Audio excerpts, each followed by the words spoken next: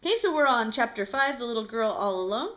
Since the Thénardier tavern was in part of town near the church, Cosette had to go to the spring in the woods toward Chelles to draw water. She did not look again at the displays in the booth as long as she was on the Rue Bellingère, and near the church the illuminated booths lighted the way, but soon the last gleam from the last stall disappeared. The poor child found herself in the darkness. She plunged on into it, only as she fell prey to certain feelings she rattled the handle of the bucket as much as she could while she walked. That made a noise which kept her company. The farther she went, the denser became the dark. There was nobody left in the streets. However, she met a woman who turned around on seeing her go by and stood still muttering between her teeth, "Where in the world can that child be going? Is it a fairy child?"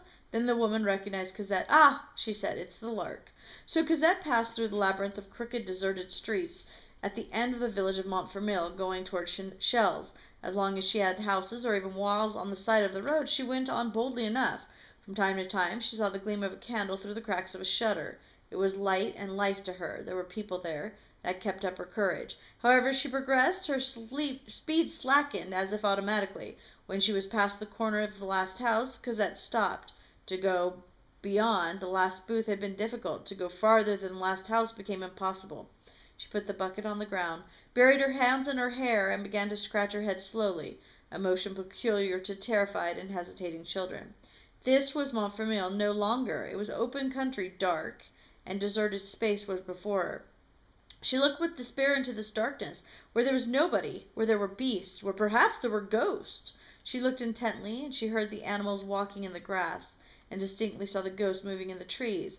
Then she grabbed her bucket again. Fear gave her boldness. "Never mind," she said. "I'll tell her there isn't any more water."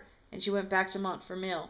She had scarcely gone 100 steps when she stopped again and began to scratch her head. Now it was the Thénardier that appeared to her, the hideous Thénardier, with her hyena mouth and anger flashing from her eyes. The child cast a pitiful glance in front of her and behind her. What could she do? What would become of her? Where should she go? In front of her, the spectre of the Thénardier; behind her, all the phantoms of night in the forest. It was from the Thénardier that she recoiled. She took the road to the spring again and began to run. She ran out of the village, ran into the wood, seeing nothing, hearing nothing. She only stopped running when she was out of breath, and even then she kept going. She kept right on, desperate. Even while running she felt like crying. The nocturnal tremor of the forest wrapped around her completely. She thought nothing more, she saw nothing more. The immensity of the night confronted this little child, or one side, the infinite shadow on the other, and Adam. It was only 7 or 8 minutes' walk from the edge of the woods to the spring. Cosette knew the road from traveling it several times a day, and so she did not lose her way. A remnant of instinct guided her blindly, but she turned her eyes neither right nor left, for fear of seeing things in the trees and bushes. This way she reached the spring.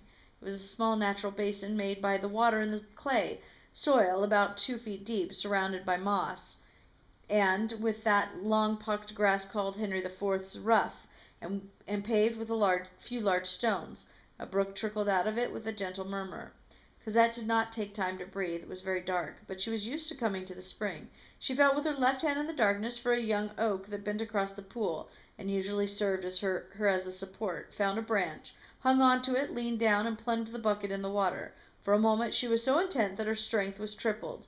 While she was bent over this way, she did not notice that the pocket of her apron emptied into the spring.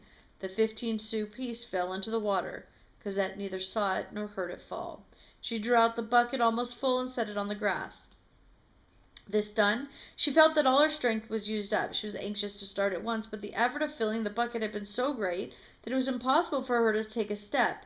She simply had to sit down. She dropped onto the grass and stayed there crouching. She closed her eyes, then opened them without knowing why, but unable to do otherwise. At her side the water whirling in the bucket made circles like serpents of white fire. Above her head the sky was covered with vast black clouds like sheets of smoke. The tragic mask of night almost seemed to bend over this child. Jupiter was setting. Startled, the child looked at the great star, which she did not know, and which made her afraid. The planet, in fact, was at the moment very near the horizon, was crossing a dense layer of mist that gave it a horrible red glow. The mist, mournfully lurid, magnified the star. It seemed a luminous wound. Okay, so the rest of this chapter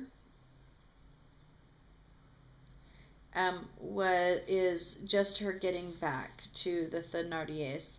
But remember, she lost the money that was supposed to be for the bread. So at the very end, the last chapter, the last paragraph, we're going to read that. So again, she's headed back, and she's upset because she lost the money.